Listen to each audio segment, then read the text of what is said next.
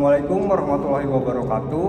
Perkenalkan, saya Haris Priyadi dari kelas 08 sampai 010. Nah, di sini saya akan membahas mengenai implementasi good corporate governance di era digital. Pertama-tama, kita ketahui dulu apa sih konsep dari GCG itu sendiri. Konsep dari GCG yaitu seperangkat peraturan yang mengatur hubungan antara pemegang saham, karyawan, kreditur maupun pemerintah serta para pemangku kepentingan untuk menerapkan serta menjalankan suatu perusahaan itu.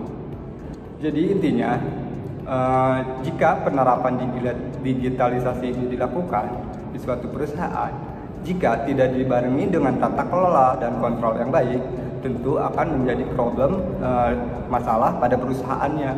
Bisa jadi misalkan kayak manipulasi data, pencurian data, ataupun bisa jadi kayak kecurangan yang lainnya. Adapun prinsip-prinsip GCG itu sendiri sudah pernah dibahas di kelas ya sebelumnya, yaitu ada 5. Yang pertama itu ada transparansi, yang kedua ada akuntabilitas, dan juga ada responsibility, independensi, serta fairness ya. Itu semua sudah dijelaskan. Nah, untuk mempersingkat waktu, langsung ke studi kasus yang saya bawakan di sini, yaitu ada 2 studi kasus yang saya ambil. Yang pertama itu dari PT Kereta Api atau perusahaan BUMN. Nah, di mana keterkaitannya si PT Kereta Api ini dengan digitalisasi, yaitu dari reformasi yang telah dilakukan si PT KAI ini. Nah, PT KAI di sini melakukan reformasi dari yang dulunya seperti apa dan sekarang seperti apa. Dia menerapkan reformasi mulai dari kebersihan, kenyamanan, serta sekarang sudah banyak disediakan di berbagai peron itu staf atau petugas dari PT KAI di sini. Penerapan digitalisasi juga di PT KAI ini menjadi sebuah kemudahan untuk memperoleh akses, yaitu dengan pembelian tiket secara online. Misalnya pembelian tiket secara online itu bisa dilakukan di Indomaret ataupun bisa di aplikasi. Biasanya ini untuk khususnya kereta api jarak jauh ya. Kalau untuk komuter lain atau KRL itu biasanya menggunakan kartu elektronik, atau kita juga bisa beli kartunya di setiap stasiun. Adapun juga sekarang PT KAI itu di setiap peron udah ada nih, biasanya di setiap stasiun ada brosur atau spanduk yang gede namanya GPK atau grafik perjalanan kereta api. Nah, ini GPK ini diberlakukan agar si PT KAI di sini itu mengurangi kemacetan. Misalkan dari dia menambah jalur atau pemberangkatan kereta api. Contohnya dari antara Karawang Bekasi nih yang selalu padat, atau enggak Bogor Jakarta. Nah, dengan perubahan atau reformasi yang telah dilakukan PT KAI yang dulunya itu kayak penjual atau binatang boleh masuk ke kereta api. Nah, kalau sekarang tuh lebih tertata ya, dari kebersihannya, dari pengelolaannya. Nah, diharapkan masyarakat ini lebih banyak tertarik untuk menggunakan perkereta apian nih, karena di satu sisi untuk mengurangi kemacetan, apalagi khususnya di daerah di ibu kota Jakarta ya, yang banyak sekali untuk para pegawai yang dari jauh.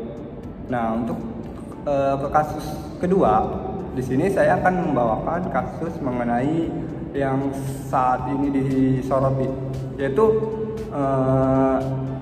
QRIS dan GPN. Sebelumnya ada yang tahu QR atau QRIS itu apa dan GPN itu apa? Nah, kalau QR ini sebagai alat pembayaran digital, secara digital. Kalau sedangkan si GPN ini gerbang pembayaran nasional untuk para pengusaha. Nah, bedanya itu kalau GPN itu biasanya di dalam kartu debit atau kartu kredit ya, ada tertera GPN. Nah, kalau QR code itu biasanya kita bisa akses di handphone. QRIS dan GPN di sini tujuannya untuk mempermudah pembayaran atau transaksi domestik. Nah, di sini kenapa sih Amerika Serikat melarang QRIS dan GPN? Padahal kan kita tahu ya, QRIS di Malaysia juga ada, di Singapura juga udah punya. Tapi kenapa cuman yang di Indonesia yang dikritik sama si US? Mengapa demikian? Karena US ini menilai kalau QRIS atau GPN, ini dari GPN dulu ya. Kalau di Amerika Serikat tuh biasanya ada Visa atau Mastercard ya. Nah, biasanya perbedaannya sama GPN itu dari transaksi. Kalau GPN itu biasanya 1%, 1% misalkan dari 100 kita cuma hanya membayar fee-nya itu 1000. Nah, sementara Mastercard sama Visa itu bisa di 3%, 3% sekitar 3000-an. Nah, Amerika Serikat ini dia tuh apa namanya? Jadi takut si Mastercard sama GPN-nya, si Mastercard sama Visa-nya itu didominasi sama si GPN yang di Indonesia. Padahal si GPN atau sama si GPN ini hanya untuk pembayaran transaksi domestik. Domestik itu yang seperti perusahaan lokal sama perusahaan lokal. Kalau perusahaan lokal sama perusahaan luar itu tetap aja harus menggunakan Visa sama Mastercard. Nah, kalau QRIS itu sekarang QRIS di mana-mana udah kita pembayaran atau transaksi kayak makan atau belanja. Kebanyakan malas bawa uang cash, ataupun bawa kartu pun kadang harus ngambil tuh ribet kayak di dompet di mana. Yang paling itu kan handphone. Nah, dengan cara yang lebih mudah, lebih efisien, dengan QRIS ini kita bisa memanage waktu lebih singkat dengan proses transaksi hanya menggunakan handphone. Kenapa sih Amerika Serikat ini kekeh atau pengen banget nih QRIS sama GPN dihapuskan? Sampai dikritik nih di keterangan yang sekarang lagi tenar di perang dagang antara US sama Cina. Nah, di Amerika Serikat ini ada pekritikan atau di sebuah perjanjiannya ada mengenai kritikan atau penghapusan QRIS dan GPN Indonesia. Nah, apakah kalian setuju QRIS dan GPN harus dihapuskan? Kalau saya pribadi sih nggak setuju ya, karena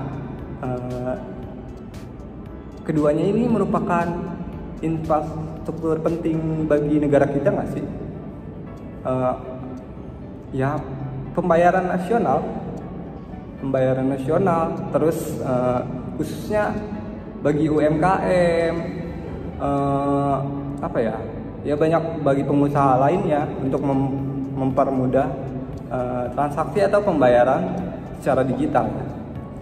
Nah, sedangkan kalau si GPN sendiri kan yang tadi saya sudah jelaskan bagi perusahaan lokal ke perusahaan lokal. Nah, justru kehadiran QRIS dan GPN ini akan membantu memperkuat stabilitas ekonomi digital di Indonesia, dan juga untuk memperkembangkan atau upaya dalam perlindungan terhadap gejolak global. Nah, sistem pembayaran nasional ini adalah langkah strategis nih bagi negara kita, negara Indonesia, untuk mendukung kemandirian ekonomi Indonesia. Nah, nggak mau kan?